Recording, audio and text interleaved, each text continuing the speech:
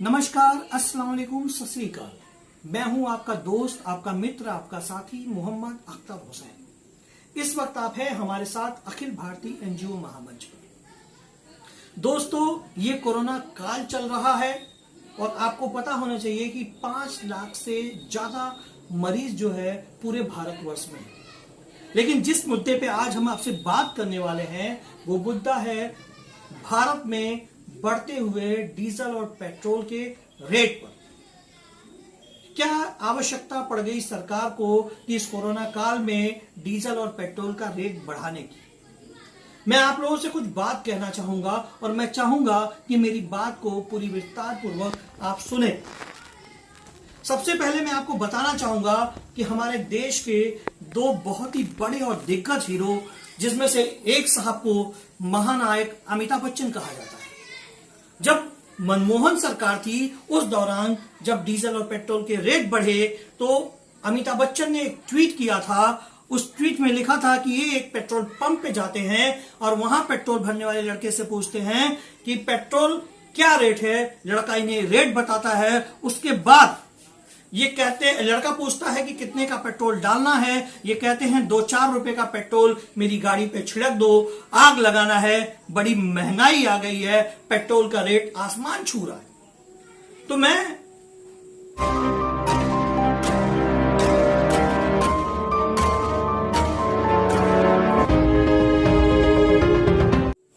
माननीय अमिताभ बच्चन जी से पूछना चाहूंगा कि क्या अब उनको दिखाई और सुनाई नहीं दे रहा है? भारत में लगातार 21 दिनों से पेट्रोल और डीजल के रेट बढ़ रहे हैं। क्या वो अपने घर के कमरे में कैद हैं? क्या वो न्यूज नहीं देखते, अखबार नहीं पढ़ते? क्या अब उनका मन ट्वीट करने के लिए नहीं कहता है?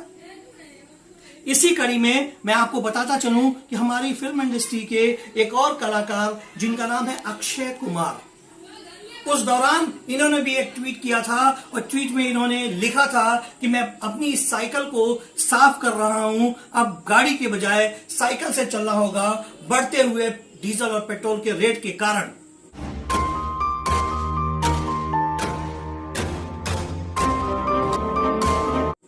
तो मैं अक्षय कुमार जी से पूछना चाहता हूं, लगातार 21 दिनों से डीजल और पेट्रोल के रेट बढ़ रहे हैं।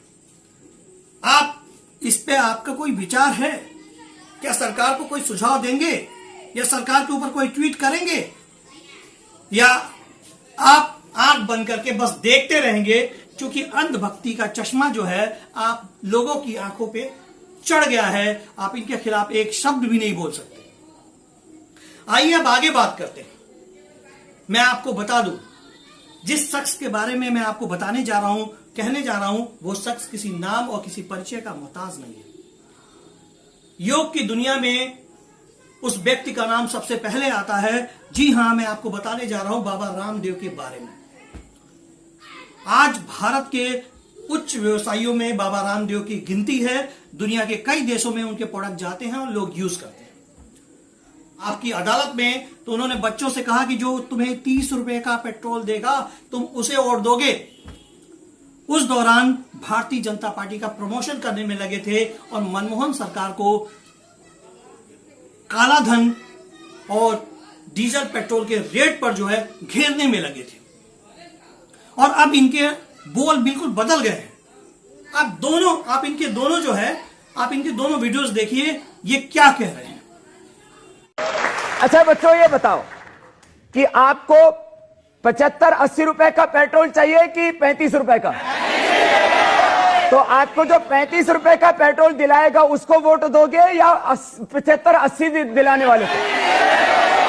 अच्छा, आपको आज गैस सिलेंडर सब्सिडी के बावजूद 425 का और सब्सिडी के बिना जो है 1200 रुपए का मिलता है। यदि आपको गैस का सिलेंडर 300 या 400 रुपए का मिले उसको वोट करोगे या 1200 रुपए का देने वालों को?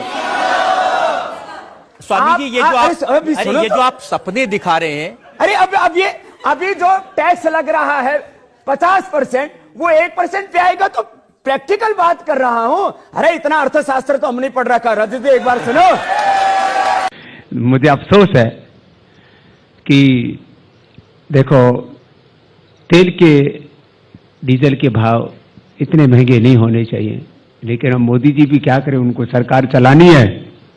तो सबसे ज्यादा टैक्स डीजल पेट्रोल से ही आता है।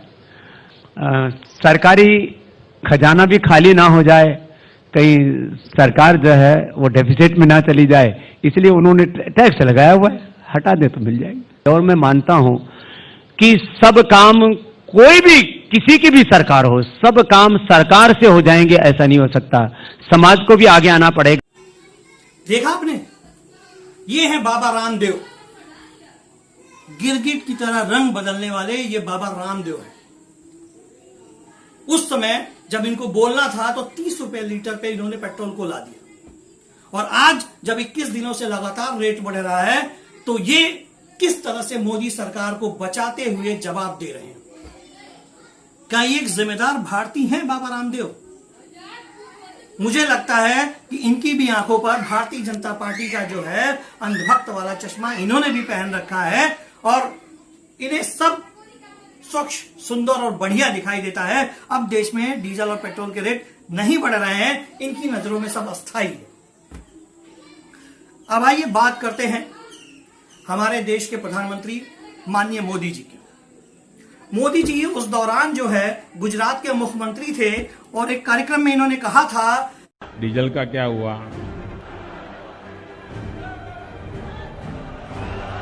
पेट्रोल का क्या हुआ।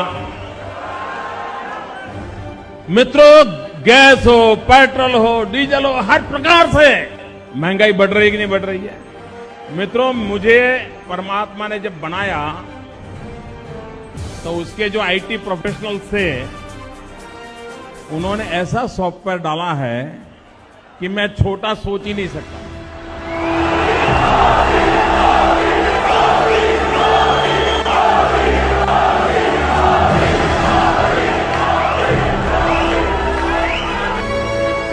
कि डीजल और पेट्रोल के रेट बढ़े कि नहीं बढ़े, रुपया गिरा कि नहीं गिरा।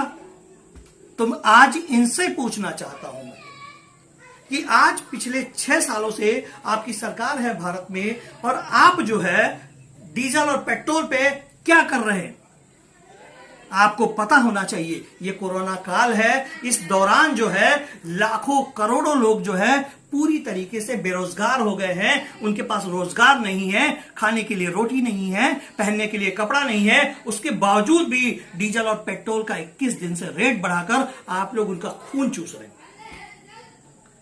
मार्केट में कच्चे तेल की कीमत 35 से 40 बैरल है, तो इतना सस्ता तेल होने के बावजूद भी 80 रुपए के पार पहुंच गया डीजल और पेट्रोल। तो आखिर ये जनता से अब क्या चाहते हो? आपने उन्हें बेरोजगार कर दिया, उनके रोजगार छिन गए, उनके पास खाने के पैसे नहीं है, फिर भी आप डीजल और पेट्रोल के रेट बढ़ा रहे हो। अडानी और अंबानी का घर भर रहे हो, गरीब जनता को चूस रहे हो, उसको एकदम जो है पूरी तरीके से निस्तो नाबूद कर देना चाहते हो आप लोग। मैं बस एक सवाल करना चाहता हूं अपनी भारत की जनता से। शायद आज जनता जो है इन बातों को सीरियसली नहीं ले रही है, लेकिन उसे लेना चाहिए। लेना इसलिए चाहिए क्योंकि मैं आपको बता दूं कि डीजल और पेट्रोल के रेट जब बढ़ते हैं तो उसका सबसे बुरा असर जो है वो गरीब तबके पे पड़ता है, वो मीडियम तबके पे पड़ता है, वो मजदूर तबके पे पड़ता है। मैं किसानों को जानकारी दे दूं कि जब कल आप अपने खेत में जोतिया कराने जाओगे तो जो 400 रुपए की जोतिया होती है वो 800 रुपए की होगी, क्योंकि ट्रैक्टर मालिक डीजल जब खरीद कर लाएगा तो उसका रेट बढ़ा होगा।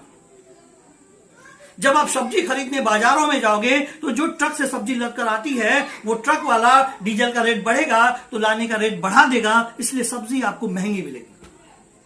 तो मैं ये कहना चाहता हूं कि भारत के हर नागरिक से कि आज सिर्फ विपक्ष की जिम्मेदारी नहीं है, आज सिर्फ राजनीतिक पार्टियों की जिम्मेदारी नहीं है, आज जिम्मेदारी है भारत के हर नागरिक की कि वो रोड पे निकले और इसका विरोध करे, क्योंकि ये भारतीय जनता पार्टी की मोदी सरकार जो है ये पूरी तरीके से गरीब और मजलूमों की दुश्मन बनी बैठी है। डीजल और पेट्रोल के रेट डेली बढ़ा रही है और कह रही है हमारे हाथ में कुछ भी नहीं है। बड़े अफसोस और बड़े दुख के साथ मैं आप लोगों से कहूंगा कि आप लोग जो है टीवी पे न्यूज देखते हैं, अखबार में खबरें पढ़ते हैं, लेकिन आपको नहीं पता कि आपकी जेब कब खाली हो जाएगी, कब आप निठल्ले हो जाओगे, कब ये सरकार आपको लूट लेगी, आपको अंदाजा भी नहीं है। और डीजल और पेट्रोल के नाम पे ये सरकार आपको लूट रही है। तो मेरी आप सभी भारतवासियों से गुजारिश है कि आप जहां हैं, जिस जगह हैं, उस जगह से आप इस डीजल और पेट्रोल की बढ़ी हुई कीमतों का विरोध करिए, इसको रुकवाने का काम करिए। अन्यथा आप अपनी गाड़ियों को अपने घरों में रख दीजिए और साइकिल खरीदिए, ताकि सरकार का पेट्रोल से ना कोई नाता रहेगा, ना कोई रिश्ता रहेगा, ना वो बेचेगी। लेकिन मैं आप लोगों से एक बात और कहना चाहूंगा। मैं मोहम्मद अख्तर हुसैन, अखिल भारतीय एनजीओ महामंच से अच्छी खबरें, सच्ची खबरें और सच्ची बातें आप तक पहुंचाने की कोशिश करता हूं। और नीचे एक लिंक दिया है हमने हमारे चैनल का। मैं उम्मीद करता हूं कि आप लोग हमारे चैनल से जुड़ेंगे, हमें सब्सक्राइब करेंगे और बेल आइकन को भी दबाएंगे, ताकि सच्ची और अच्छी खबरें आप तक पहुंच सके। अखिल भारतीय एनजीओ महामंच के साथ मोहम्मद अख्तर हुसैन। एक भारत, नेक भारत। जय हिंद, जय भारत।